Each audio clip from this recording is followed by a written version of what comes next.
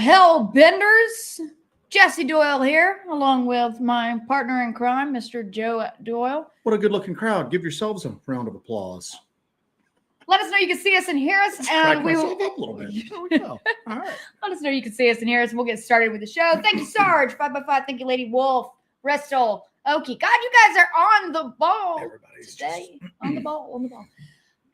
Welcome to Hellbent Holler Live, our weekly live stream every Monday at 7:30 p.m. Eastern, where we talk about all kinds of weird and kooky stuff. Wacky stuff. Wacky and spooky. All kinds of ghostly, mostly. Anyway, we are glad to have you guys here with us today. We have a jam-packed week ahead of us. We're so excited about this week. Y'all are going to be tired. You're going to be tired of us. You're going to be so tired of us. You would not believe by the time we're done. You know how to make an entrance. Oh, we do our best. We do our best. City Witch, welcome to the membership. Lots of cool members, exclusive stuff coming out in association with the Uwharries documentary that is finally coming out on Small Town Monsters. But we are going to have a bunch of, we had like 60 hours of footage that Jesse condensed down to an hour and 40 minutes for Small Town Monsters. Hour and 42 minutes of runtime. 42 minutes. And so we have a ton of weird stuff that just didn't quite make it into the doc. So all of that cool stuff that didn't make it into the doc, I will be releasing to members as bonus content after the premiere of my documentary. So members are going to get to see all of that stuff that ended up not in the doc. Full-length interviews we didn't include, investigations we didn't include. And we're going to kind of talk about some of that stuff a little bit. Some of the stuff we didn't include, like a experiment that we attempted during all of this. And a great and noble experiment that failed miserably. Oh, did we just freeze? I think we just froze. Did we? Well, I think we're on now. Let us know. We're good. We have like massive storms coming through our area, which is, I guess, it's something that happens like just every 3 days now. Every 3 days, it's weather advisories that you're probably going to die in a few hours from like 80-mile-an-hour winds and hail the size of like bowling balls. But so if we freeze, I don't know. Hopefully the internet's going to work for us. At least we'll go down doing what we love. Yes, indeed. So, all right. We have a lot of announcements. If you guys were not aware, we've been blanketing social media with this for the past, 2 weeks at this point. But right now, we are less than a week away from the release of The Monster on Morris Mountain. Bam! Look at that. Hang on, we got to take off our little name thing here. Oh, look at that so you can see it. Look how great that poster art is. We look kind of like ghastly there. We are ghastly. It's we're like vampire Bigfoot hunters. Where our paleness comes out, man. Again, very accurate, very accurate. But I'm super excited about this. We did this in collaboration with Small Town Monsters. This is my first full-length documentary that I have ever done, and it was a labor of love. I am super excited for you guys to check this out, but it's titled The Monster on Morris Mountain, Bigfoot in the Uwharries. And that's inspired today's show. We're going to talk a little bit about Bigfoot in the Uwharries, some of the challenges we faced filming this documentary, and where we go from here. But this premieres on let's back that up. This premieres on Small Town Monsters YouTube channel at 2 p.m. this Sunday. And I want to see Eastern. 2 p.m. Eastern. And Julie Bug asks if Small Town Monsters members will see the episode Wednesday. We don't know. Maybe. I don't know. We don't run that channel. They didn't tell us. I would assume it's going to be like everything else, but I don't know. If we hear about that, I will let you all know. We will definitely blast it out if you guys are members of that channel. I know that they do early releases for members or their Kickstarter contributors with most of their releases, but we do not know. We do not have that information as of right now. Another cool little thing that we've got lined up tomorrow at 6 p.m. Eastern, I will be on Small Town Monsters Live with Heather Moser and Courtney Breedlove. My God, we are blanketing everything. Everything. Everything's coming up.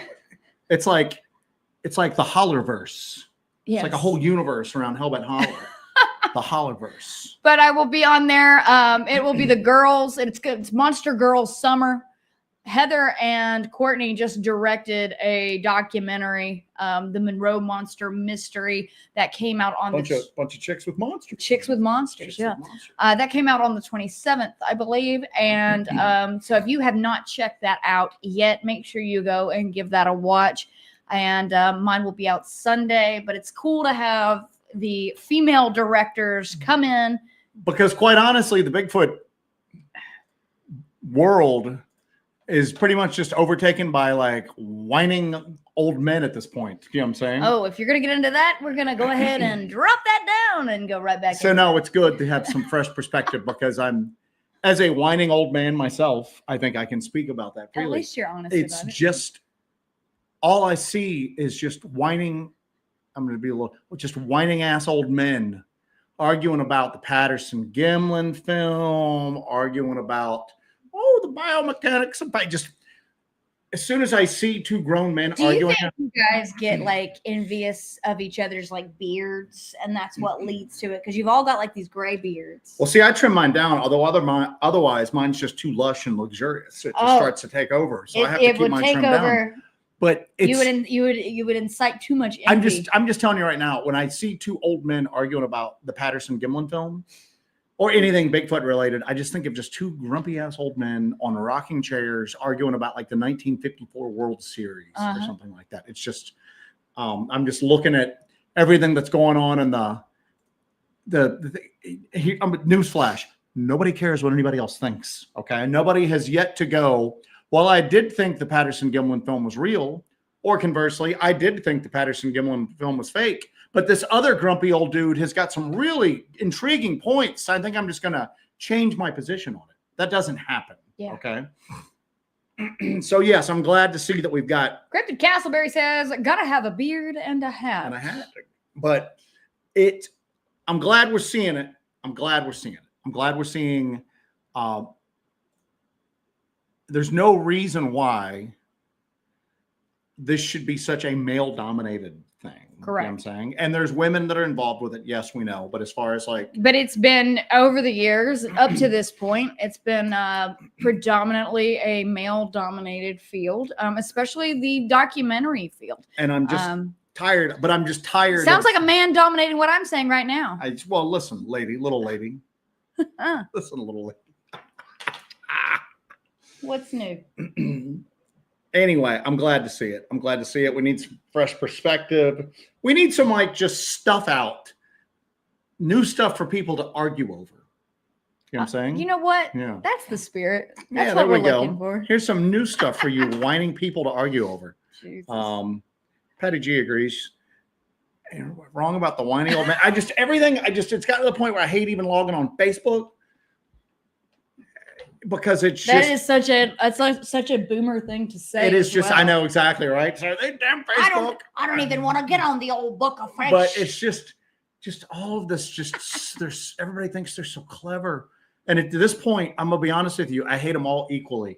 I hope both sides lose in this. At this point, I don't care what side they're on. Patterson Gimlin film real. Patterson Gimlin film fake. I hope that both sides are proven wrong and are just emotionally crushed. What if the film itself is just a projection in your mind done by the Greys to distract you from them taking over the world? We're all just brains in jars, Jesse. We're all just brains in jars. Finally. All of this is just an illusion. So anyway, catching up with the chat. I did want to show you something real quick. Hey.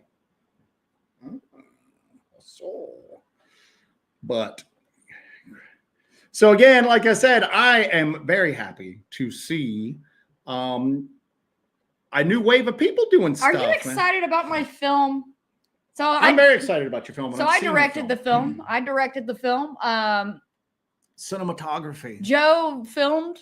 Joe was the director. I told them that I held the camera, and they dressed that up as cinematography by Joe. Well, in my there is an opening title sequence. I do have filmed by. I didn't put you as cinematographer. I put you as filmed by, and we actually discussed that. Listen, but there is an opening sequence. I went to 9 years. Stop talking over me. Do you see that you are perpetuating for 9 this? years? And then when I stop talking, you stop talking. You see what this is? I want you all to see what I have to go through as a director, as a budding female director. Jesse, nobody likes a whining woman. All right, so as a budding female director. Oh God.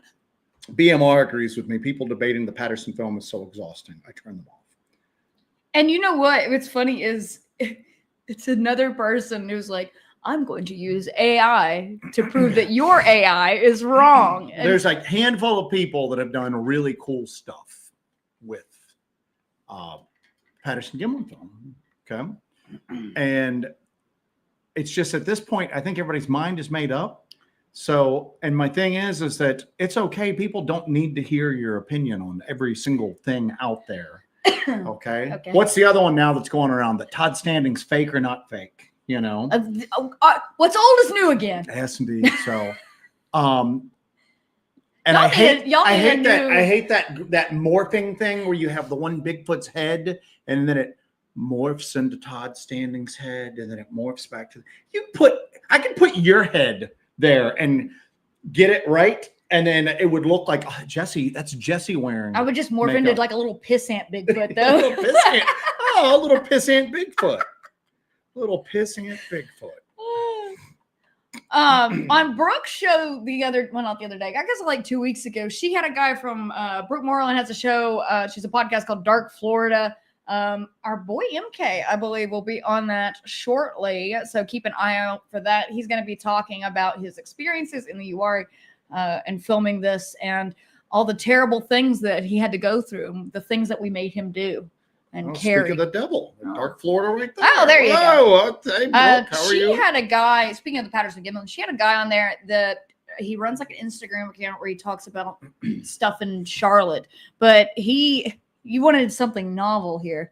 He is going to try to contact Philip Morris, the costumer, who was a costumer that was based in Charlotte, North Carolina. Try to psychically contact him or through his spirit. Guess what? That's something actually kind of new. That's something I don't hear every day. Okay, because Philip Morris claimed that he's a costumer, a professional costumer. He claimed that he actually constructed the costume used in the filming of the Patterson Gimlin film for the hoax. So this gentleman is going to reach out psychically or via seance and contact the ghost of Philip Morris. But my problem is, if he was a showman in life and he was BSing in life, would he not BS in death? A showman from beyond the grave. A showman from beyond the grave. I hope that somebody can call me that one day. A showman from beyond the grave. That's going to be actually on your tombstone, you know. Hang out here long enough and you will see the show woman from beyond the grave. Hawk, our main man Hawk. See, I knew we'd have to go to glasses. I'd have to go to glasses. Well, we have to tilt our screens back so the tops don't get on here. On the view of what is this thing called? The camera. But I don't know why men in this field act the way they do. From my experience going out alone, things happen. But when you add a woman or women to the mix, things intensify by 100. True in most things, I've found. True in most things. But yeah, I don't know.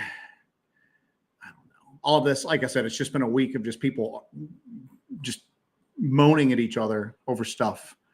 Here's what would change my mind about the Patterson Gimlin film. What? Somebody goes, we found the exact costume in a trunk, and now we have the exact camera that was shot. Okay. And we're going to recreate it for you. And then they recreated it, and you went, holy crap, that looks exactly like the Patterson Gimlin film.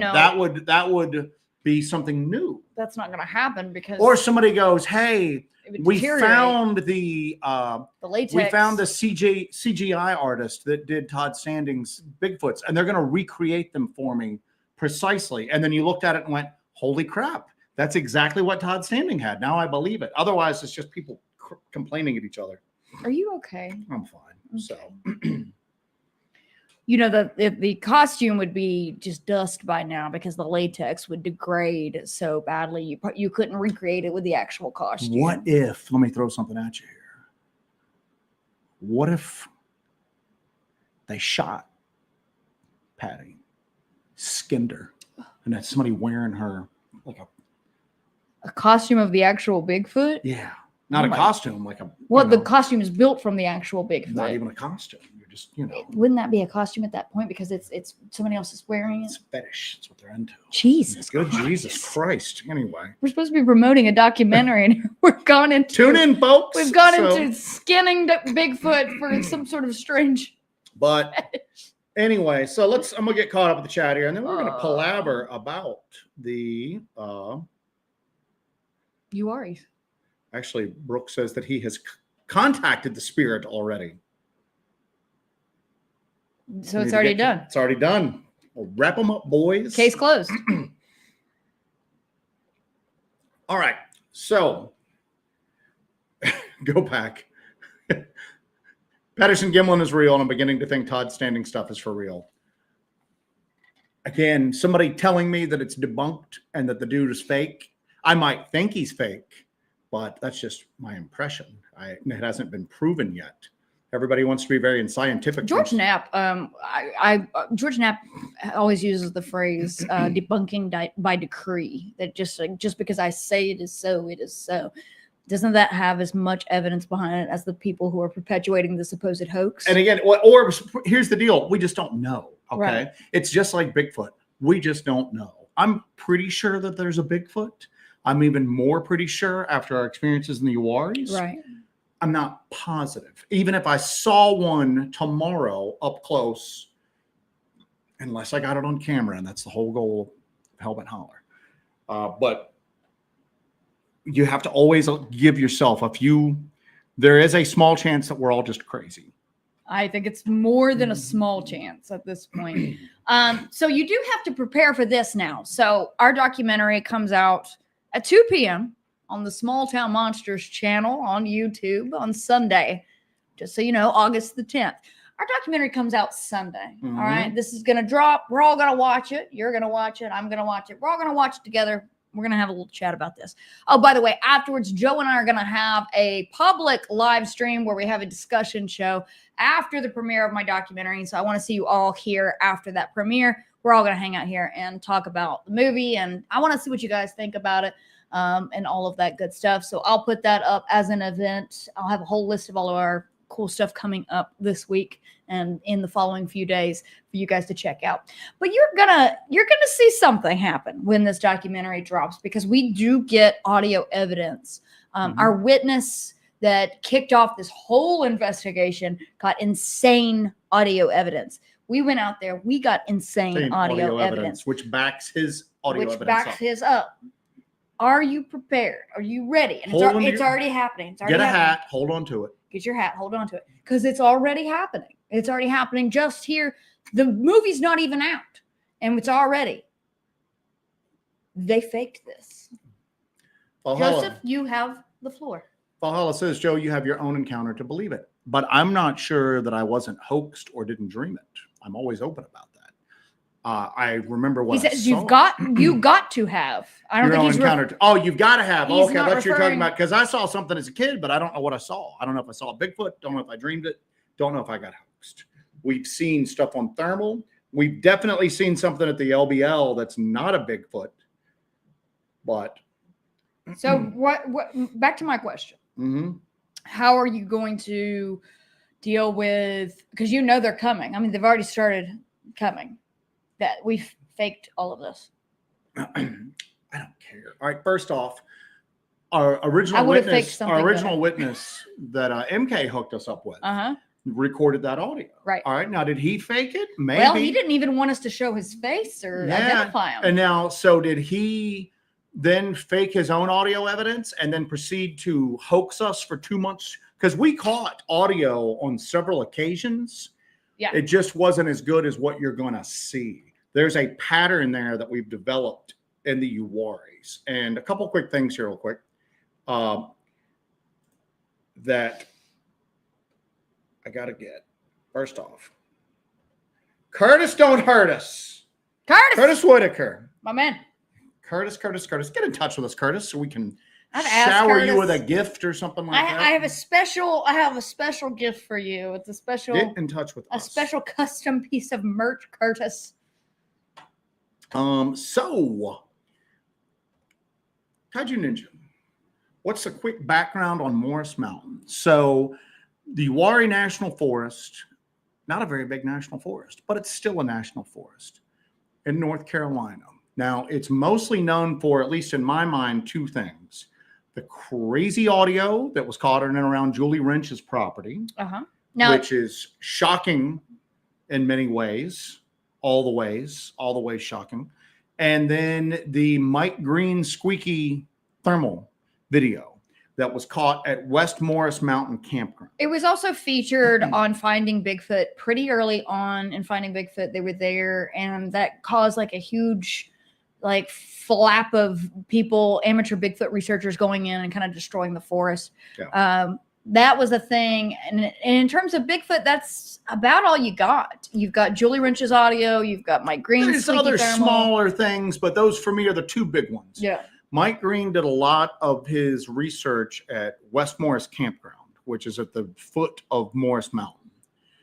And when we went there, we found, at least in our own experience, that that is probably the most active area in the Uwharrie National Forest. The Uwharrie National Forest is really popular with overlanding, four-wheelers, horseback riding to a certain extent. There's some very popular mountain biking trails, but you can, as Jesse says, set your watch by when people are going to be there in numbers.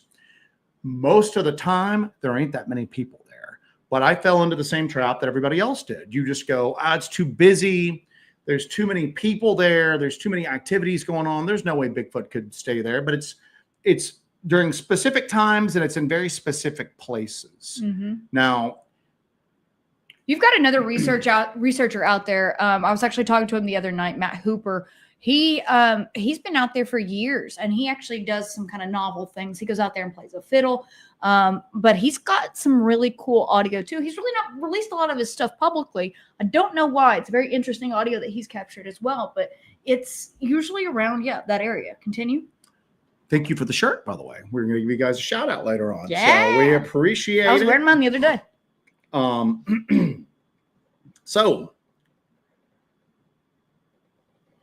Joseph, Uwharries, we were looking for an area to do a pretty in-depth investigation on, and we decided to do the Uwharrie National Forest.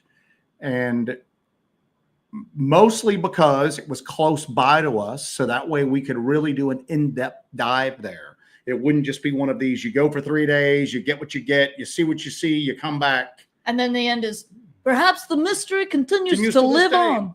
So we figured we would be up there hardcore for a couple weeks. We ended up being up there hardcore for a couple months. For a couple of different reasons. A, we were surprised by the amount of apparent activity that takes place. Yeah. There. We were surprised by the amount of very, very credible witnesses that are up there. You will see 2 witnesses in the documentary that we didn't know about ahead of time. We were actually in West Morris Campground setting up. We had just gotten there when some people drove by and yelled our names from their vehicle and talked to us. They recognized us from the channel, and they'd had experiences there. They were kind enough to be in the documentary. One of them is in the chat right now. So the amount of activity kind of caught us off guard. The other thing that caught us off guard was, like we talked about earlier, every 3 days we're having a major weather event. So we were fighting the weather for months up there because bad weather has been going on here since Hurricane Helene hit. It's going on right now. It's going on right now. You can probably hear the rain, but you definitely hear our dehumidifier because we've had to run that sucker like crazy. It's damp here, but we had to fight the weather. And then the weather was so bad that it pushed us back further into warmer weather. And then we were dodging the snakes because the rattlesnakes and the copperheads are freaking unbelievable up there. So I know that I shared the footage with our members before, but last June we went up to the Uwharrie National Forest and we almost died of dehydration because we hiked out to Bingham Cemetery and we expected there to be 4 creeks. We would have 4 creek crossings out there. Turns out at that point in time, all the creeks are dry. So we didn't have any water coming back, which was very foolish of us. So we actually did a live and we were dry as little desiccated, like little husks of people. And then afterwards, we decided we would go into an area that we've been to a couple of times where there's these beautiful standing stones. And we went out there and did an investigation at night. And I'm running the tri-field meter. And if you run a tri-field meter, you know what it sounds like. So I'm out there. I'm standing on top of one of these stones. These are giant, beautiful stones on top of this mountain. Leaves everywhere, lots of detritus on the forest floor. Joe's filming. It's the middle of the night, and it's clicking in my hand, and we're filming and standing out there, and I hear like this constant noise. So I take it away from my ear, and I continue to hear the noise. I look down. There's a 6-foot rattlesnake at my feet, just traveling right by me. So I actually got that on camera. I shared that with our members a while back, but that was horrifying. Horrifying. We did not have snake gators at that time. No, but we were wearing them like nobody's business then. Yeah. Carino, there's still the issue of AI generation. I mean, if I filmed a clear video of Bigfoot with my phone and posted it, people would say AI. That's why context is important. I don't believe 7-second clips of like anything I see nowadays. And it's gotten really bad. Jesse and I were talking the other day. We were complaining about Facebook, like a couple of old clucking hens a few minutes ago. And they, my favorite thing now on Facebook is these just blatantly just fake stories that literally there's not a grain of truth to them. You were showing me the one about how Dolly Parton showed up unexpected at Ozzy Osbourne's funeral and was comforting shit. And it's just these, and it's AI generated images and stories. And it's just, people are just eating it up. And people are on there going, my God. So I don't believe anything I see in small doses or medium doses. I don't believe. That's why when we're out, we try to run the camera. Let's say we were changing batteries and we saw a Bigfoot and we got it on and we got the Bigfoot and we got 7 seconds of great Bigfoot footage. You're going to see what happens afterwards. You're going to see our reaction. You're going to see us going after it or running away from it, whatever the case may be. You're going to see our subsequent mental illness fallout, because it's going to be entirely just overwhelming for the senses. This is something that we are looking for. We're out there all the time looking for this. We have gamed this, and I've said this before, we've gamed this in our head over and over again. What are you going to do when you see one? You see one right out there. What are you going to do? It doesn't matter how much you game it. You are seeing something that's not supposed to exist, even if it's something we're out there looking for. We're still going to have to deal with the ramifications mentally of having that kind of sighting. That's not something you just gloss over. I saw 6 of them in the past 6 months. And then you're just perfectly normal going to McDonald's, having a coffee. What is going on here? Something is not right. Carry on, Joseph. So, and you certainly wouldn't just go put a 6-second clip of it on TikTok. And then that's just it. That's it. That's all you got. That's all you got. So, Hawk's got something. Now we're talking, everybody's just, we're all airing the grievances tonight. So, you know what burns my ass? People saying Bigfoot's in the north of the LBL and, I'm sorry, Dogman's in the north of the LBL and Bigfoot's in the south. Y'all have shown evidence of big human-like tracks in the north as others have. Yeah. From my experience, but not in the LBL, they live amongst each other. We found they don't really understand state lines. Yeah, apparently. There's not like a treaty. They didn't like meet and like carve it up. We found Bigfoot-like tracks in the north end, right close to where I got that thermal image of whatever that large upright canid looking thing is. We have found Bigfoot tracks in the south where all the other Dogman stuff supposedly happened at. So yeah, it's just kind of blended all over. That's just one of those things that, and you know what, maybe other people's personal experiences back that up, but I don't see that happening. To me, it just seems like that both phenomena are happening pretty much all over the LBL at this point. But thank you for that, buddy. But I think that was probably something, because a lot of people didn't have firsthand knowledge of the LBL and they wanted to be able to talk about it. And I think maybe they were kind of just throwing something in there as a space filler of something to talk about where they, where they could seem like they had knowledge of what was happening. Dogman is in the north and Bigfoot is in the south and never the twain shall meet. The Bigfoot prefers a hot fudge sundae, while Dogman's more of a strawberry on vanilla kind of guy. They soak in hot springs to get rid of ticks, and that's why they have that pungent smell. You know, they sleep on springs because it helps them with their backs at night. Well, I heard they sleep upside down, hanging from their toes like bats. I hear they are bats. Bat squatch. Anyway, what else we got here? Let's just burn every bridge today. Everything today. Hey, that camera info you sent was helpful. Thank you so much for that. I appreciate it. And then Alan Lassiter, are y'all going to, I'm assuming, going to the Bigfoot Festival in the Uwharrie in late August? No, we are not. I don't believe we are. If we do go, we will be there as just private people. I'm a private citizen. Just a private citizen.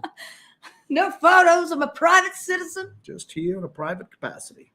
Mr. Booberry saying, was that before or after Mike Green was supposed to be stringing up explosive devices? I'm going to say this.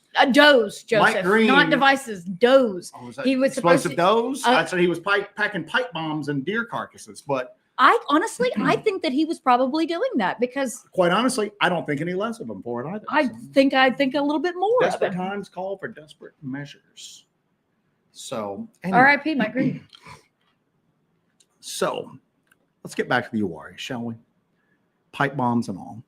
So, we started to spend a lot of time in the Uwharries. We were there just on this investigation for a couple of months, just because we kept running into stuff, and then we kept having difficulties with the weather and then the equipment. And that's one of the things I want to talk about here.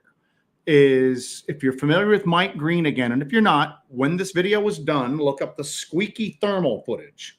Mike Green would camp at a particular spot in the Morris campground, West Morris campground. West Morris Mountain. Where we were. And we were in those same campsites. He would put bait on a particular stump. And one night he left bait on the stump, had a thermal imager running on it, and he got something really big and upright that behaves in a stereotypically Sasquatch-like manner. So prior to that night, he would use different things as bait. Wouldn't he use like peanut butter, meat, all kinds of different things? But this particular night, did you just say peanut butter meat? Peanut butter, comma, meat. What that peanut butter meat? Well, a bacon peanut butter cheeseburger is delicious, but peanut butter, comma, meat. But this particular night in which he got the squeaky thermal, he actually utilized a Zagnut bar. Yes. He had a Zagnut bar that he put on this stump, and he basically left it unattended and then got this crazy thermal footage, which, be honest with you, in a way is just as impactful as the Patterson Gimlin footage. Because I'm going to tell you this right now, if it was somebody wearing a gorilla suit, it's not going to show up on thermal like that. Right. So in a way, if you know what you're looking at, it's pretty freaking impactful. Also, Mike Green knew how to use his equipment. He had cutting edge thermal on for a consumer at the time, correct? Yes. It wasn't he had good. He had like military grade stuff. It wasn't like today where you can go on Amazon and you can buy a very decent thermal unit. It was a lot more difficult to get commercial or military grade technology just to use for your Bigfoot at that time. So he got this thermal footage. He released it out. So one of our original plans was to recreate the conditions of the Mike Green squeaky thermal.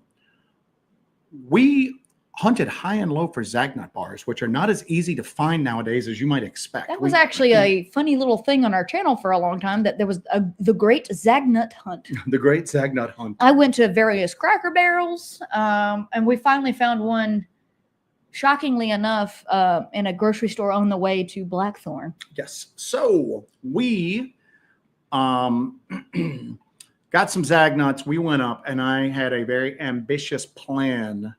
Just two kids, a Zagnut, and a dream. Yeah.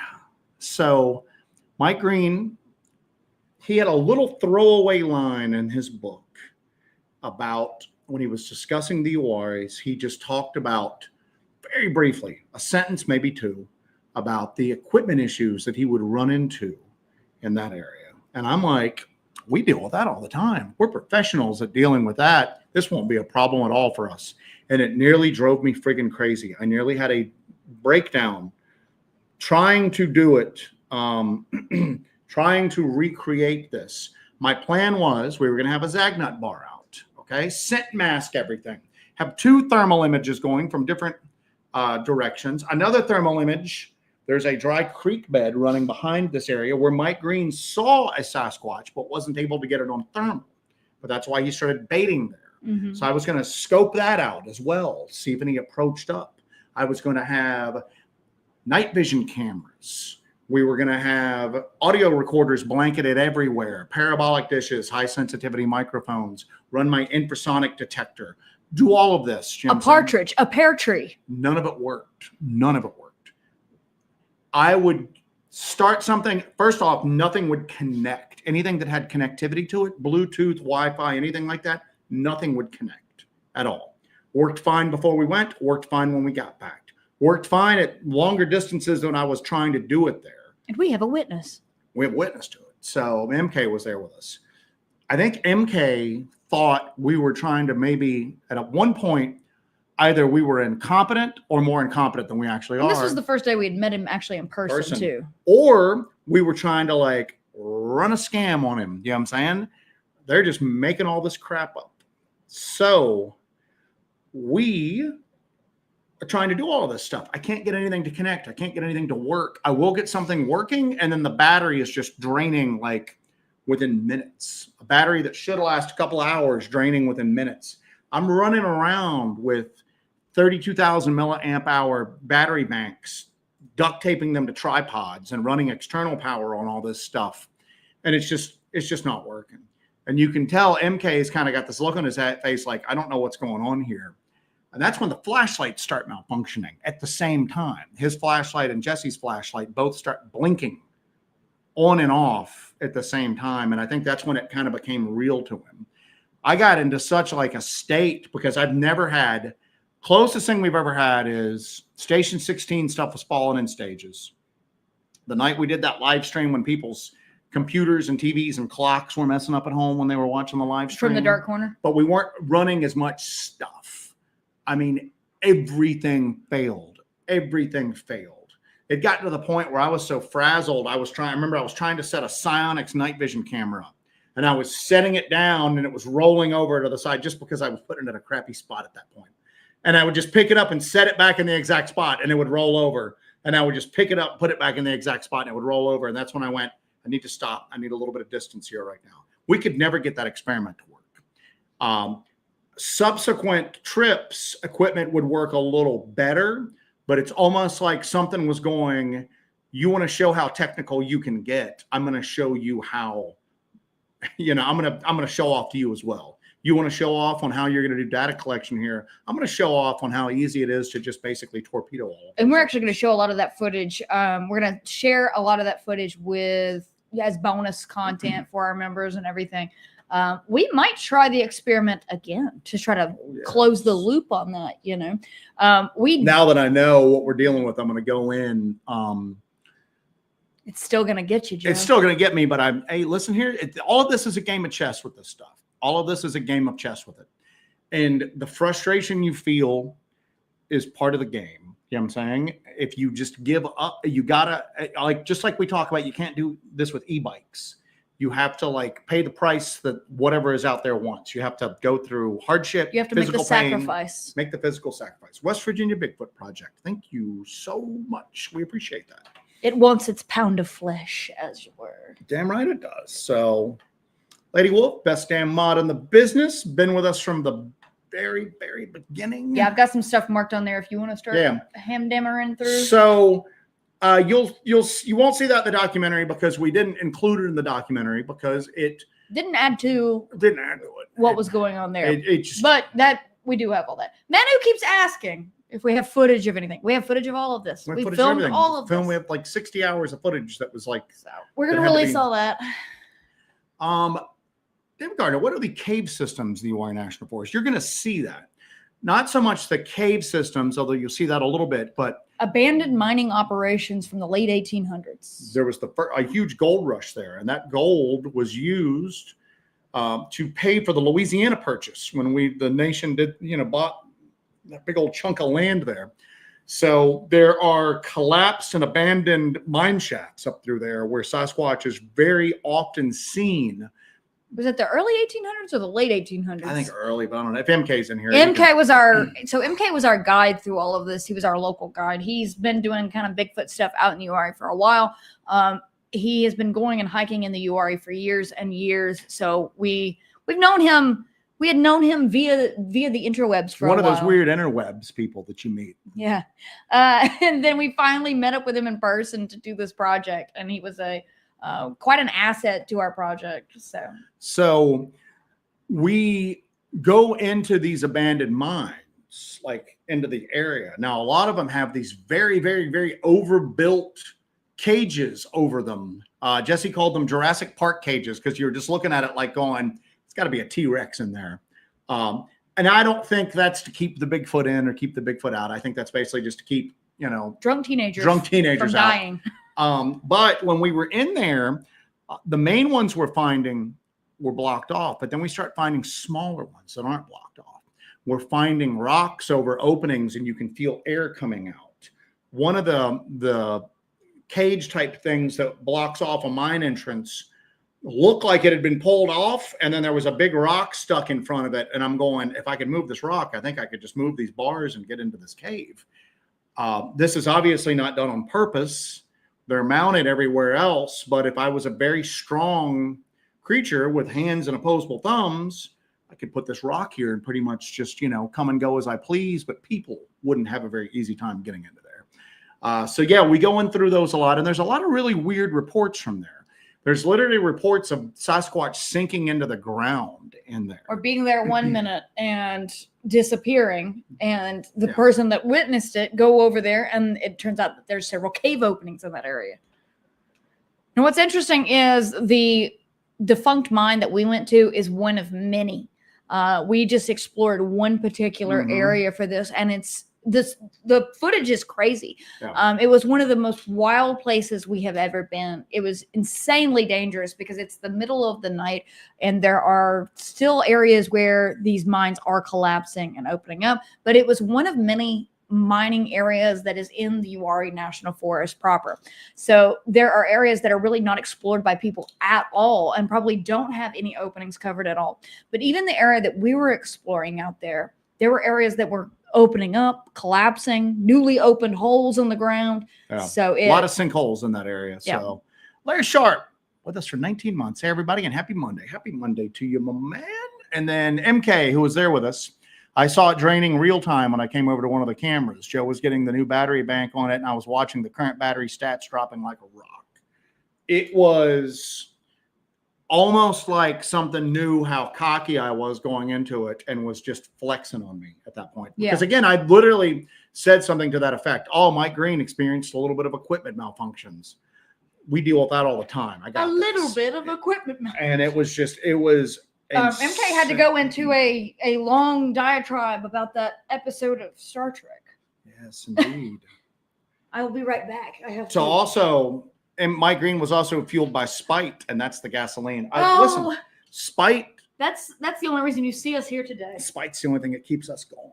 Spite's what fuels most major decisions we make. Yeah. Spite makes the Hollerverse go round. Our buddy JD Smooth wants to know, is there any cult activity going on out there? If MK's in the chat again, he can chime in. But one of the things we heard about going up into it was, like a lot of these areas, a lot of these national forests, this used to be inhabited land that was just taken by the government and turned into a national forest. People used to live there. Native Americans lived there. Some of the European settlers and their descendants lived there. So there's little cemeteries that dot the area. And a lot of the hiking community does trail maintenance and does cleanup up there. Uwharrie is actually a pretty clean place. As far as national forests go, even the areas where there's a lot of like people and recreation, pretty clean, with the exception of one spot. But that's mostly due to the efforts of like private individuals that do trail maintenance groups like MK. And MK had told us that the group he was in basically was removing just multiple loads of candles and occult memorabilia from one of these cemeteries. So yeah, there is occult activity that takes place up there.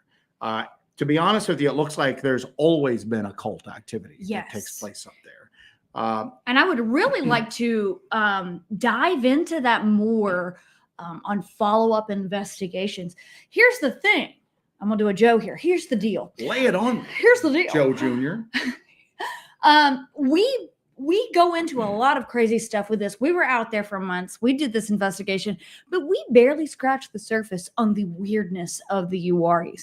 It's well beyond Bigfoot. There is a huge possibility that this is one of those John Keel window areas, because there are reports of ghosts. There are reports of a town. There's apparently a ghost town that transmutes, like it goes from one place to another. Like it just appears randomly in the forest and then disappears. This is a real thing. There are locations that are said to be haunted through there. There is said to be upright canid activity, aka Dogman. There are all kinds of reports of all kinds of phenomena happening in the Uwharrie National Forest.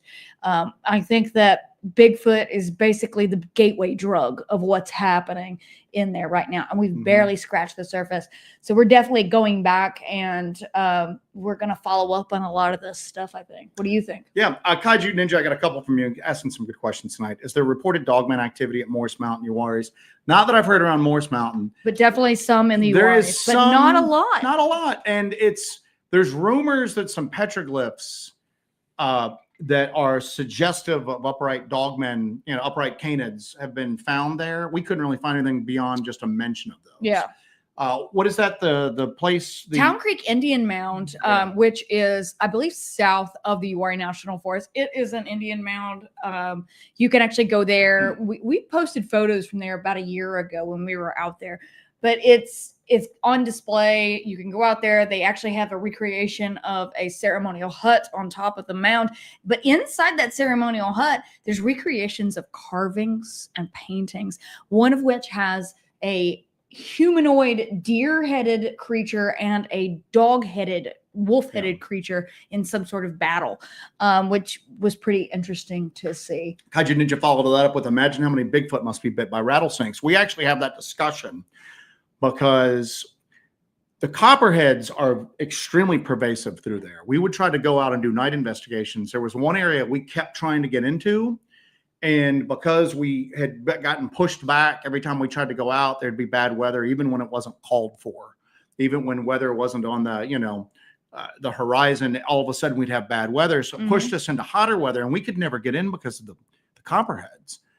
Extremely bad at night. And we talked about that. I'm going, this area's got a lot of sightings. There's a ton of copperheads here. What's up with that? I mean, are they just immune to the snake venom? Do the snakes leave them alone? Yeah, or are they not in this area right now? Just because of the snakes? I mean, we were in one area where there were a ton of snakes, and then we saw several bedded down deer. And that's when I just went, I don't think anything's going to happen here tonight. Too many snakes, too many relaxed deer out here, and the deer obviously are working around the snakes, but the deer, I don't know. That's one of the things that got me, is that how do they coexist with this just mind-bogglingly large amount of venomous snakes out here? Pork Chop says, is this HBH Festivus, the airing of the grievances? Are feats of strength next? No, but what is next? Shillelagh check. Ah, yes. We don't have a knife check. Friends. We have our shillelaghs tonight. Our whooping sticks, which. So Pork Chop was kind enough to bring these to us. He made these by hand. We just froze up. Did we? We're freezing again. Yeah, I think the weather. Internet's probably struggling with the rain. So Pork Chop was kind enough to bring us these at the Smoky Mountain Bigfoot Conference. Mine is of stout blackthorn. Yep. And yours is of holly. But these are fantastic whacking sticks. very, very loaded woods as far as like folklore goes. But Yes, absolutely. We're going to try to show a different like little treat that we got every week on the show. Because we had so many hellbenders that were so kind and brought us so many cool. We are freezing up, aren't we? Cool stuff. Yeah, Yeah, we're freezing a little bit. Go to the end and double check for me. Hold on. I'm going through the chat. If you'll go to the end to check, see if we're freezing. Bum, bum, bum. No, nobody's saying anything about it. If we do freeze, guys, just kind of deal with it. So, Uwharries ended up being wacky. Wacky. It was wacky. I got some stuff marked too. I was kind of dismissive of it. And then I was a little intrigued when I heard the witness audio that set the whole thing off. And then I really started to realize how weird the Uwharries are. We had one night, was MK with us with the chainsaw?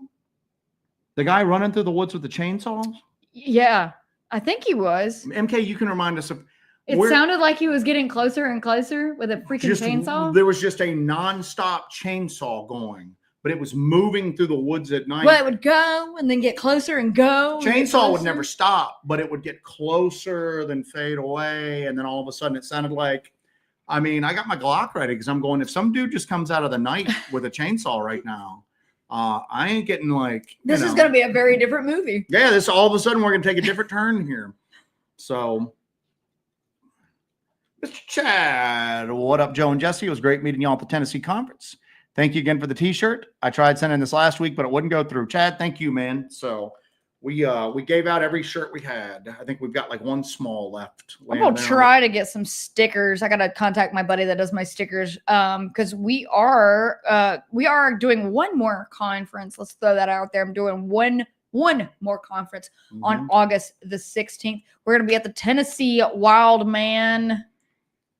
Joe and Jesse. Leanne72 says, Joe and Jesse, I'm so excited to get to meet y'all in a couple of weeks at McMinnville. Y'all are so awesome. Man, everything's just coming up Hellbent hunger right now. That it is. We are going to be in McMinnville, Tennessee for the Tennessee Wildman Conference on August the 16th. We're super excited about doing that. It's going to be our last conference for a very, very long time. We enjoy it. We enjoy meeting people and everything like that, but we've got a lot of stuff going on right now. This is just like one big promotion video, but the downside is we got a lot of stuff going on right now. Yeah. The weather's getting ready to hopefully like kind of stabilize, cool off. We're going to be getting into fall, and that's our busy time. Yep. We were out scouting an area this weekend, and it was so overgrown. It was like insane. I'm looking at it just going, I mean, it just. Can a brother get a frost? Yeah. Can we get a hard killing frost right now to kind of take some of this foliage and some of these damn ticks out of the equation? Yeah. So, all right. All right, I'm back. So people saying they're not freezing, but we're freezing on my end. So, oh well. Let's keep up. MK said he was there for the chainsaw. Yes. Just weird stuff like that. Weird stuff. I'm just going, well, somebody's chainsawing, but it sounded like somebody was just walking through the woods. There was never a sign of a flashlight. It sounded like somebody just walking through the woods at night with a revving chainsaw, which is dangerous as hell. For them, especially if they come up to our campsite, then it really got dangerous for them. But it's just a weird place. It was far weirder than, it's very normal. I can see why people think nothing's there, because if you're an off-roader, you're there on particular days at particular times. In particular locations. With a ton of other because off-roaders. in order to do the off-roading out in the Uwharrie National Forest, you are not supposed to be doing it just willy-nilly everywhere. You have to actually get a permit, and you have to go to designated off-roading trails and areas. So that limits you to a certain area, and you're not going to see anything out there because everybody's vehicles are insanely loud out there. Mm-hmm. MK said it sounded like a guy walking along and sawing every tree down along the way. It was so weird. Yeah. And it just finally just stopped. And then we're going, so where's the dude at? Again, it's difficult to walk through just the woods at night with no illumination, especially in there. It was really thick. I mean, I guess if you're chainsawing your way through, it ain't thick, but you still need to see, And it was just one of those weird little things about the Uwharries, man. But I can see again why some people go, oh, the Uwharries aren't weird. I'm there mountain biking every Saturday. And I'm sure for that location, for the 6 hours or so you're there, it's a very normal place. Although There's last so many summer, a people. couple of mountain bikers met a rabid coyote allegedly, and that happened on several occasions for several weeks. Mhm. That there were several rabid coyote attacks. That's what brought us to the Uwharrie National Forest last year for the very first These time. strange, because coyote attacks are very rare. And then the way this was being handled afterwards was kind of odd. It definitely brought Kinda up some red flags. Tom Myers, my grandmother grew up in what was now the Uwharrie. She had so many ghost stories and stories of creatures. She was a medium also. She Mhm. knew of the ghost town. There's probably more ghost stories and associated weirdness than there is Bigfoot stories up there.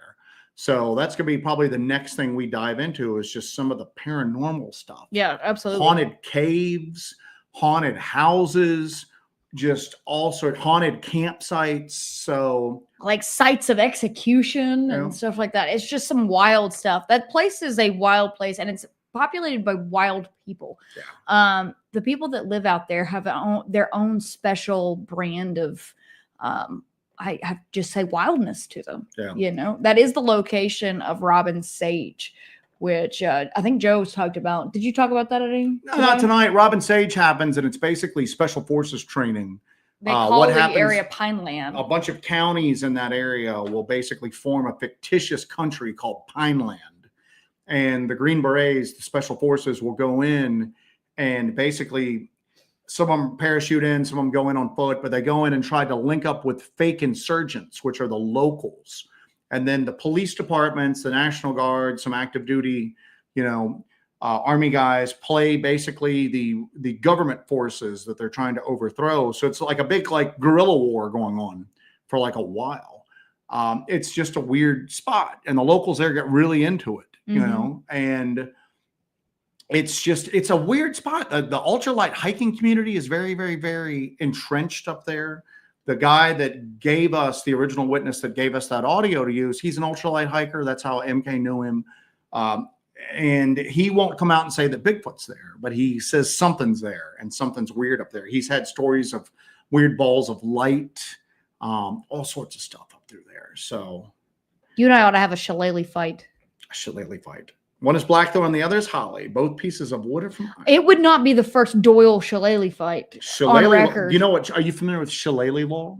No. Shillelagh law is a thing that the upstanding citizens of Ireland, such as my family, the Doyles, such a rich and vibrant history. A calm and collected bunch. Calm, law-abiding people. Got a lot of astronauts in that family. Oh, yeah. We're building a space station, we are. The Irish are building a space station, going online any day now. Been working on it for a while. Oh, yeah, exactly. But shillelagh law is let's say the Doyles are getting ready to fight. Did I just crack you up a little bit? So let's say the Doyles are getting ready to fight I don't know. Pick another generic Irish name. I always just think Doyle. The MacGuffins. The MacGuffins across town. We're gonna get into a big brawl. And there is 8 of us and there's 5 of them. Okay. Shillelagh law says that one of the Doyles has to go over and join the MacGuffins and fight the other Doyles because it's not fair otherwise. And you have to fight as hard as you can. Wait, do you guys get a MacGuffin? No, you have to have even numbers. Oh, I thought Doyle you just swapped one. No. If there's 7 Doyles and 5 MacGuffins, 1 Doyle has to go over, so it's 6 on 6. I see. And you have to fight as hard as you can because otherwise it's shameful. Shillelagh law, man. You learned a little something tonight. Okay. I think what a majestic people we are. The Irish. Oh, yes. Space station, Irish space station coming online any day now. Any day now. What's it fueled by? Spite.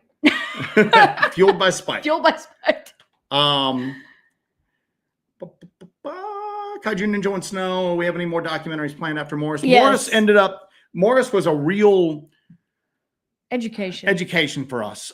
It was much more difficult. And again, this has been a bad year for weather. And hopefully this is a anomaly. Hopefully it's not just bad weather every year now. And this is the new normal. And here's the other thing too. If we do a field investigation, and nothing happens, well, we just don't release a field investigation there, you know. What we were running up to in the Uwharries is we were experiencing stuff up there. We just weren't able to really document it as well as we thought we could because of the equipment issues. And we didn't want to just go, well, we got something, because we kept going. The activity up there is pretty shocking. We have got to do it justice. We have got to capture it well enough to give an accurate, you know, representation of what's going on in that area. And I'm going to say this: if Bigfoot exists, he's in the Uwharries. And if it's not Bigfoot, there's something else up there. There's a monster, what we would consider a monster around Morris Mountain. Sounds like it, looks like it, acts like it. If it's not a Bigfoot, it's something else. But I'm saying right now, again, pretty sure Bigfoot exists, but if it does, it's there. Yeah. It's there. All right. Let me keep on going through here. So yeah, so it was a learning experience for us. We came out of this actually surprisingly better at documenting our field investigations. Yeah, we had to really evolve in our techniques and how we did it, and it was not an easy evolution. It was very, very difficult in how we evolved our techniques and how we film everything, how we investigate, how I edit everything, like post-production and everything. But that was far after all of the blood, sweat, and tears of being out there, fighting the elements, fighting the dust, fighting all the weird technical issues that we encountered. But we made it out alive filming this documentary. And I'm super proud of this documentary. I have to tell you guys that when you guys watch this, it's not interview, B-roll, interview, B-roll. We do this in a very Hellbent Holler way. We have a few interviews, but we go into action. It is all thriller. It is no filler. It's not passive. It's not languid in any kind of way. It takes you on a ride. And that's what I wanted to do. I wanted to make something that you guys could watch, you buckle in, you hold on, and you go for a journey. You go for a ride. And that's really what I wanted to bring to Bigfoot documentaries. There's been this formula that people have used and done and, you know, recreated over and over. And that's been the standard formula of this is a Bigfoot documentary. Start off with history lesson. History lesson. Where are we? And it's very long. There's drone footage, witness account, AI generated Bigfoot walking through the woods. Or recreation. B-roll. Interview. And now interviews have their place. Interviews are very important. You have to interview people. You have to get these stories to have the foundation of what are we looking for? What are things that people are experiencing out here? But I wanted to do something totally freaking different. So I did. So what you're going to see is just hardcore Hellbent Holler. And it is us going out there and doing investigation after investigation after investigation in different environments, in different times of year, in different weather conditions. It's basically us going, what happened to you? Where did it happen at? Over here? Awesome. We're going to go over and see if we can experience that and document it and share it with you. We go into new theories, new ideas, and really kind of push the envelope on this.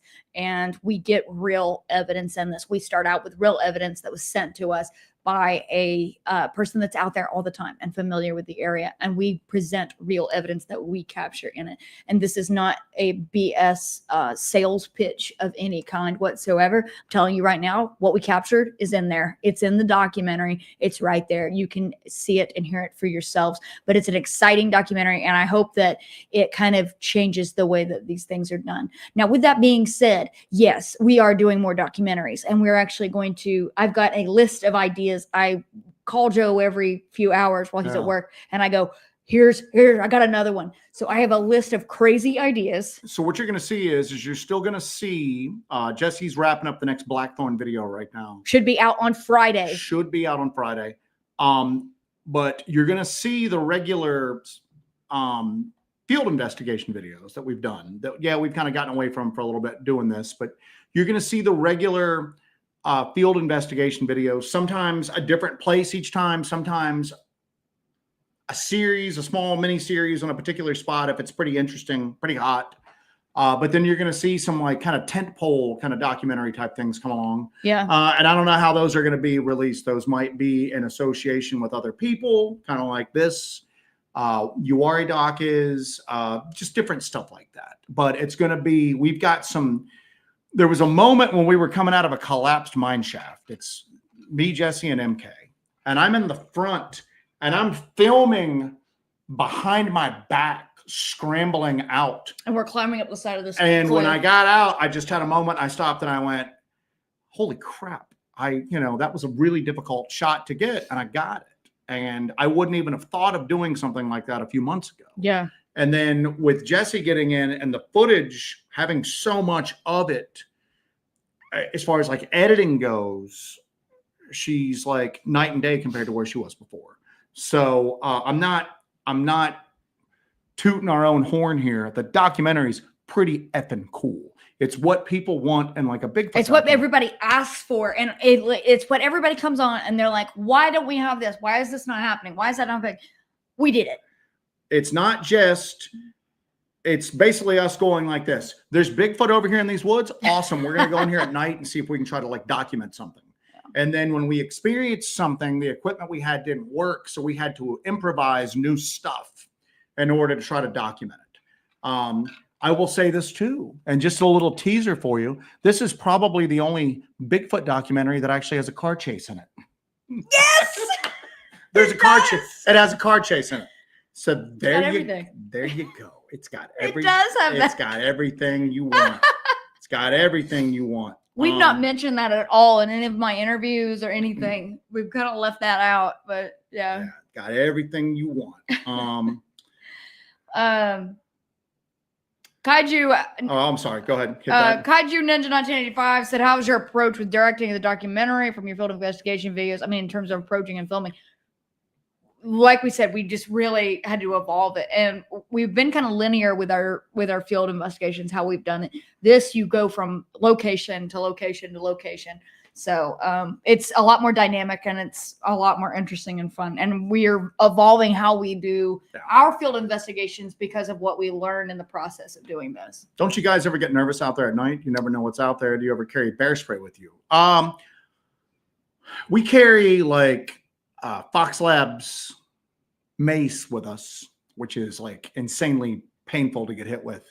But then we're armed too when we do this. And yeah, there's been moments where there's been moments where we've gone, Laurel Creek was like that. When we were in that pine thatch, we were like, I'm hearing something vocalized here. And then I'm hearing a pack of coyotes here, and everything seems like it's coming towards us. I mean, it's not like a bluff charge, but everything seemed like it was moving to our spot. We backed out of there and got into an area with more open stuff. The whole goal, I mean, we're willing to take a pretty decent amount of risk to do this, but we do try to be as careful as we can be. Yeah. That kind of depends upon the situation we're in. Judy Wheeler had said, great interview on Darkness Radio. That is an awesome interview that you did on Darkness Radio. Thank you. Our man, Stephen Taylor. What's up, Stephen? How big is the Uwharries? How big is the Uwharries? It's not that big. 50,000 acres, I think. Yeah, it's like 50,000. It's not as big as a lot of the other national forests in the South, but it's deceptive. Because that's just the Uwharries. There's another big chunk of public land over here that's very sizable. And there's lots of very wooded, very sizable, privately owned areas over through there. And I think that if Bigfoot is there, that's kind of what helps it stay hidden. There's caves to go into. There's old mine shafts to go into. I think it knows that there's some areas. It may not understand what a no trespassing sign is, but it understands that, hey, in this particular spot in the woods, people don't go to. Right. So I can go there and kind of hang out and be safe because a lot of the private land's posted and a lot of the people are crazy and they'll shoot you if you go on their land. Again. So that'll keep people off. They're seriously wild people. They're awesome. Yeah, it's a cool little I've place. got a little one here. I've just looked up. I just want to say this. Oh, I'm so sorry. Go ahead. Good foot night from Slovenia. I think you're our first. Good foot night. Good D. Welcome. I like Slovenia, if that's what they say. Good foot night. Yes, indeed. So, all right. Wind Clan, Native Voices, and Lands said, Jesse Joe, I was told that you have an episode where you heard drums beating. What episode can I find that in? Thanks. I'm going to put it down here in the chat right now. I'm pasting that in there. But if you don't have that link later on when you refer to this, it is titled, Are They in the Trees? Searching for Bigfoot in South Carolina. Dark Corner, The Forbidden Road. That is the one I do believe. There, and I always preface this with that video. That video you actually is one of the few times you see me draw my sidearm out. There was something in the trees above us. And I don't know if that's, I don't think it's a full-grown Bigfoot up there. Because the tree branches are too, but something was jumping from tree to tree. Maybe we just had a real pissed off, real big, very agile raccoon that was following us. But there's a time when I'm walking and you see leaves falling just right in front of me, and I look up and something's going from tree to tree up there. It was the most bizarre stuff like ever. Everyone is off their stuff here about the car chase. A what? A car chase? Yep. Two Shadows. You both are phenomenal researchers. I don't know if we're even necessarily researchers. We're investigators, man. We want to get out there and investigate. We want to go like Sam and Dean Winchester on this stuff. Dead End Yard Hunt. Thank you, my friend, for the snake bite kit. Thank you, Dead End. Might need it. Hopefully don't need it. So, let's see what else we got here. There was a random comment that I had there for a second that was Henry talking about he broke a winch on an ATV dragging a bear out. Oh, God. And I just thought that was a great standalone comment. Just stand right alone.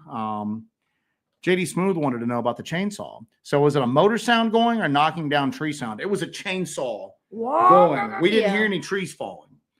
It just sounded like some lunatic running through the trees at night, and they would get close to us and then he would move back away. Yeah. But the chainsaw never stopped until it stopped. It would rev up, come down, rev up.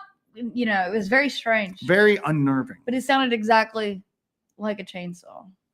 So what else do we got here? I worked in several haunted houses, and I'm from West North Carolina. The type. You seem the type to be. I know a chainsaw when I hear one. Yes, you seem to be. Goodness gracious. See what else we got here. Nut slap. Does Bigfoot drive? The car chase. Yeah, now you're wondering. We didn't even realize that until afterwards. Not what? That what didn't you realize? What I didn't realize at the time that when we were look back on this, we would go, "Holy crap, we had a car chase in a Bigfoot documentary." Yeah. We were just trying. Yeah, I'm not going to spoil it. You can see my little wheels are turning before the old wheels get a turning on the truck too. Now everybody's like, "When is the car chase?" Moondog, Joe and Jesse remind me of the Warrens. We're just starting to get momentum by the power of cavalry. Yeah, so. All right. Scribe is in here. A what? I don't even know what that is. Talk about the car chase. Oh, a car chase. Yeah. You got a car chase. Car chase and a freaking Bigfoot doc. It's your first time for everything. First time for everything. Cutting edge. Cutting edge. So. This is my first full-length documentary too. Think about where we're going to be with documentaries and what crazy stuff we get up to. We're going to be doing the Tom Cruise version of like Bigfoot documentaries. You know what I'm saying? So people are going to go, I'm here for it. We can't release this. These people are just too crazy. Suji popped in. We didn't have to wait till we start combining contact experiment stuff into some of this stuff. So, all right. Let's see what else we got through here. Ray, hey Jesse, Supreme Emperor, looking forward to your appearance on Monster Summer live tomorrow on STM. Yes, reminder, 6 p.m. Eastern time tomorrow. I thought it was 7 p.m. Eastern time. Is it 6 or so? I don't know, Joe. How about I don't want to give people bad information. Why don't we look at this here? Luckily, I have it. 6 p.m. Eastern time on the Small Town Monsters YouTube channel. It's going to be hosted by Aaron Deese. It'll be myself, Heather Moser, Courtney Breedlove, and we'll be discussing all these wonderful female-directed documentaries. No, you're not. You're going to get on there, and you guys are going to complain and argue over the Patterson-Gimlin film. You're going to complain and argue over Todd Standing, and then everybody's going to go, it's just the same stuff. Man, woman, doesn't matter. I don't care about... I don't care either. I care about my movie. Because and you know, at the end of the day, here's the deal: whether the Patterson-Gimlin film is real or not real, it has absolutely no bearing on my life or my interest, and it could be proven false tomorrow. And it really, other than a mild kind of like, I know what I've seen, I know what I've experienced, I know what I have recorded. That doesn't discount these like very believable witnesses we get. Doesn't discount what they. That is not the defining factor. And is Bigfoot real? Say they prove the PG is fake. Okay. That doesn't affect any of this other crap. No skin off my ass. Same thing with Todd Standing. Todd Standing, all of it could be real, all of it could be fake. I don't really care. It doesn't really affect me. You know what I'm saying? Who cares? Who cares? So, all right. That's the official statement from Hellbent. You want official statements? Who cares? So, there's a car chase. Julie Bug wants to know, did Seth and the crew love the doc? All right, let me give a little, hold on. First person I heard from was my buddy Aaron Deese. And let me see if I can find the text. Gotta have a text over there in a while. Usually we're little chatty Cathys with each other. Because you're talking about your crazy novels you two read.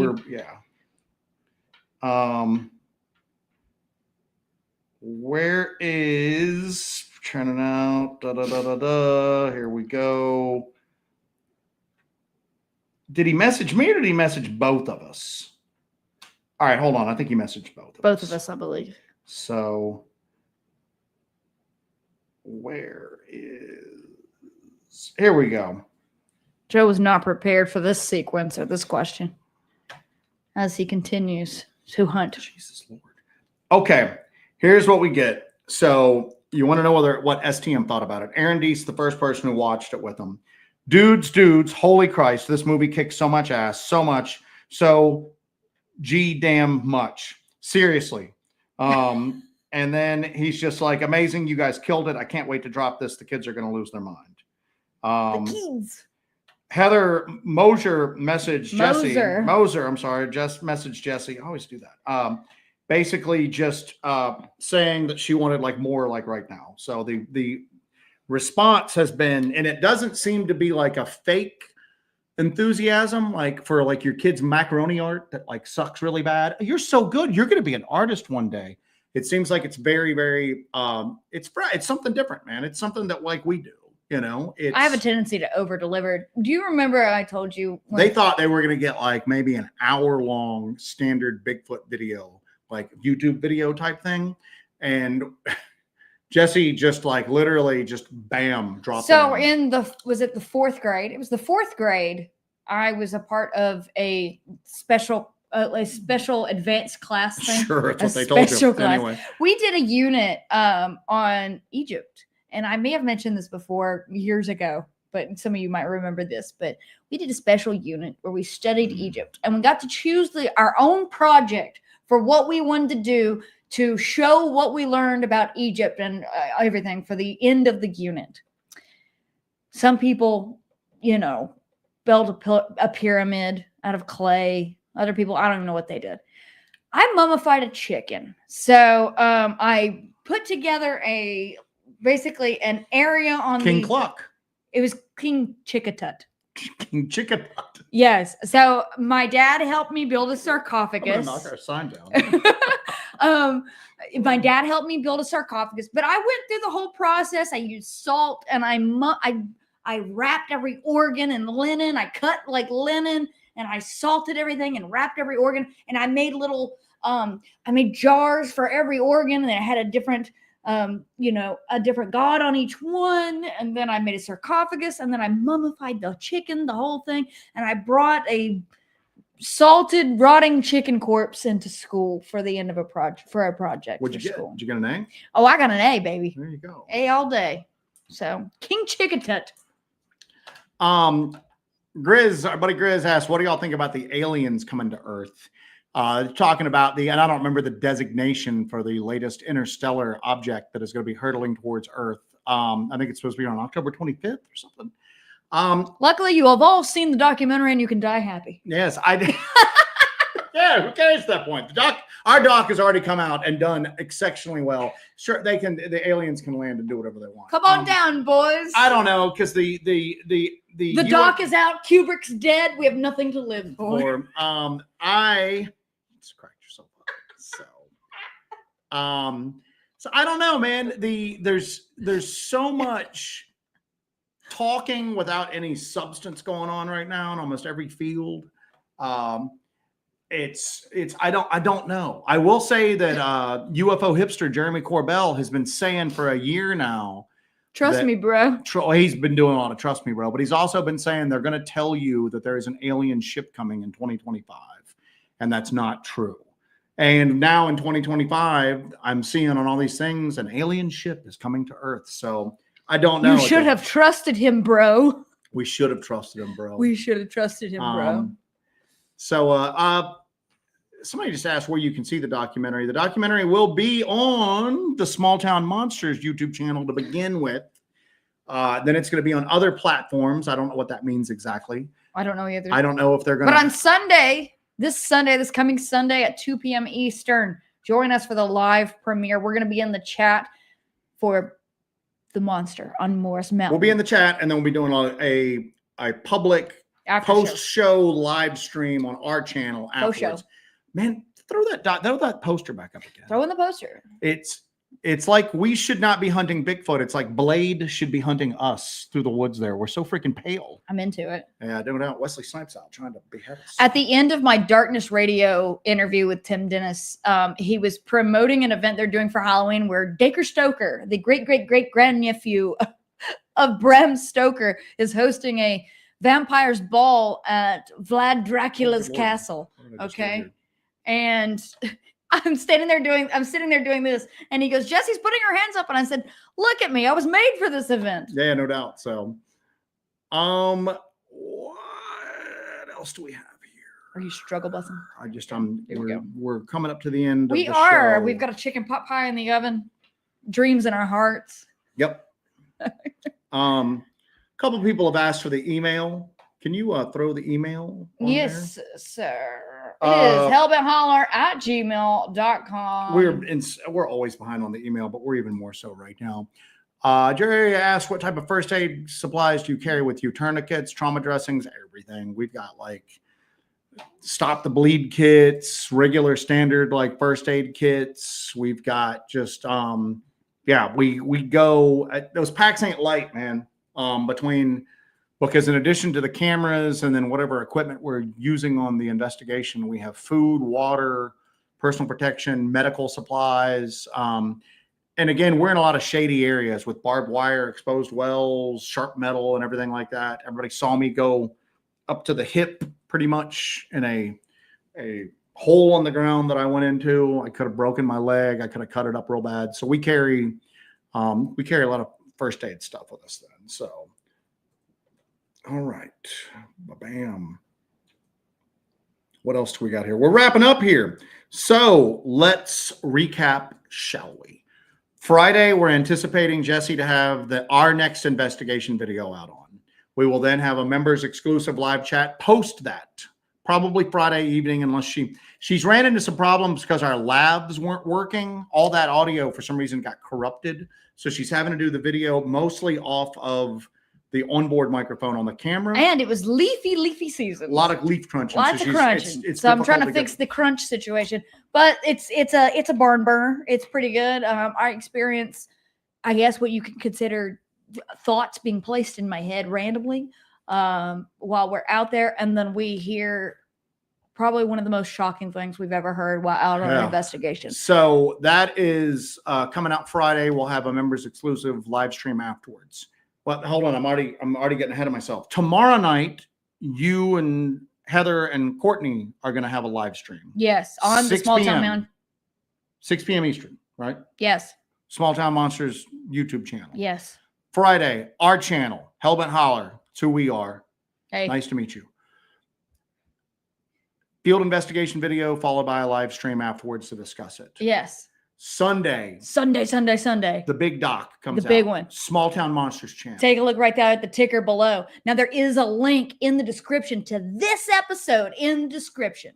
Wait, hang on. In this episode, in the description, there's a link to the Small Town Monsters channel. I got too excited. Anyway, after the premiere on this channel, the Hellbent Holler channel, we're going to have a discussion show after the premiere of the monster on Morris Mountain, Bigfoot and the Uwharries, on the STM channel. To make it easier, I think tomorrow I'm going to release a schedule. Yes, so. I need a schedule, and I'm living this. Lady Wolf had asked where Junior was. Oh, Junior's right here next to me. He's a good boy. The bane of my existence is still rock, here. rock. Give us the rock. Rock, give us the rock. We ought to see if the rock wants to make a doc for us. Oh, yeah. Oh, and another thing. On Thursday on Dark Florida, MK Ultra's interview drops. Brooke interviewed MK about the Bigfoot in the Uwharries documentary. MK was our partner in crime through all this. He did an interview with Brooke on Dark Florida. So that drops Thursday. God, you guys have a full schedule. Grizz, y'all look like the Crow and the Punisher hunting Bigfoot. No, we do, literally. Am I the Crow? No, I'm the Crow. Please let me be the Crow. Please let me be the Crow. All right, we're wrapping this up, folks. A ton of stuff. Jesse's going to put out a... Turd Dog goes, all Hellbent holler all week long. I'm reaching Nirvana. Well, this is also, I do want to tell you guys, this is also a big kickoff week. Like, it's a big kickoff week because we are doing the Tennessee Wildman conference next weekend, and we are getting back into the craziness, the investigations. We got so much stuff put together. We got so much stuff planned, new investigations. Looking at a new camera to kind of up the production. Some quality. missing persons cases that we will be working, some cold cases. We're going to throw that in there. We've got some really, really cool stuff happening. If you are not a member, join the membership now. Memberships start at $10 a month because we are going to be releasing bonus footage and materials from the filming of this documentary. As soon as the documentary is out, following that for the next few weeks after that, I'll be releasing bonus footage that didn't make it into the documentary for our members, and our members support this project. That's why we're able to do this project. It's very expensive to do this. And if you join the membership, you are contributing to the progress and the continuation of this. It helps us buy batteries, cameras. We're looking at a new camera right now to film all of these documentaries that we have planned with. And that's the point of it. That's what we're doing. It helps with catering on set. But in addition to contributing to the project, you get bonus stuff. You also get access to our Discord, our members only Discord, where when we are out on investigations, we share photos, voicemails, everything that we do, and keep you guys posted. But like good stuff, not cheesy crap. Not cheesy. But also you get to join the community. You get to be part of the community of the Hellbenders. So consider being a member, consider being a Hellbender, and helping this project. And you'll be geared up to get all of that extra bonus content from Monster on Morse Mountain. Kurt wants to know, is that 2 p.m. Eastern on Sunday? Yes, 2 p.m. Eastern. Yes, correct. And Kurt also was kind enough to thank you, Kurt. Throw a 10 spot our way. Awesome, my man. Thank you very much. My man. And then Becca the Scribe, and the rock goes, and the crowd goes wild with the rock. I can't believe that was a throwaway comment I made, because I literally, and as soon as I released that video, I went, why did I release that video? Because Jesse's going to see this and she's going to want that rock. And then lo and behold, we're out getting that rock and getting eaten alive by checkers afterwards. So that was Robin Ray says, I touched the rock. All right. All right, guys. Thank you so much. I'm going to put a couple of googly eyes on that rock. So, oh gosh, here we go. Has anyone else noticed Jessie seems to stop at excited about her directorial debut? I'm super excited. I worked so hard on this, and you guys are going to love it. I like to cook for people as well. When I cook for people, I watch them eat, because that's my love language. I want to do and make things for you, and I want you to enjoy them. You guys are going to enjoy it. I'm very proud of what I made, and it's not a self-serving thing. I want you guys to be happy and enjoy what I've made. I want to make you a delicious dish, and Monster on Morse Mountain is a delicious dish. Ray, thank you, Ray, for being a member. Thank you. So anyway, we're going to wrap this up. All right, guys. Jesse, we'll see you tomorrow. I won't be there, but Joe will be there in spirit. So, but we'll do that, and then we got a busy couple of weeks. Y'all are going to be tired of seeing us, but we appreciate you all so much. Yep. And we're out of here. We're here for it. All right, guys. We love you. What is this? Pork Chop says he's bram stoked to watch it. That's pretty good. All right, guys. Thank you so much for joining us tonight. It's going to be a whirlwind of a week, but buckle up. Let's do it together. We're going to make it through together. Remember, guys, to take care of yourselves, take care of each other, And I'll see you tomorrow at 6 p.m. Eastern on Small Town Monsters channel. Come into the chat. Let's have some fun. Bye, guys.